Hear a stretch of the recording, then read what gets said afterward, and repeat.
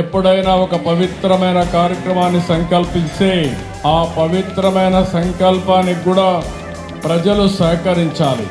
ఇక్కడుండే రైతాంగం సహకరించి 29,000 మంది రైతులు 33,000 ఎకరాల భూమి స్వచ్ఛందంగా మీరు ఇప్పుడు డబ్బులు లేవు కాబట్టి ఒక కొత్త విధానం ల్యాండ్ పోలింగ్ లో మేము ఇస్తామని చెప్పిన రైతాంగాన్ని మరొక్కసారి అభినందిస్తున్నా, ధన్యవాదాలు తెలియజేస్తున్నా.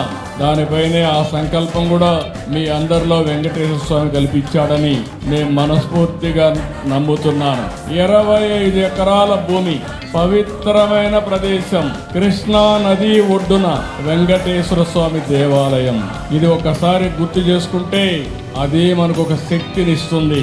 అందుకే ఈ అమరావతిని కూడా ఒక్కసారి నేను గుర్తు చేస్తున్నాను. ఇది ఏ మాత్రం మీకు ఎవ్వరికి కూడా అనుమానం అవసరం లేదు. దేవతల రాజధాని అమరావతి ఏ విధంగా ఉంటుందో ఆ నమూనాగా మన అమరావతి ఉండాలని వెంకటేశ్వర స్వామి వారిని కోరుతున్నా.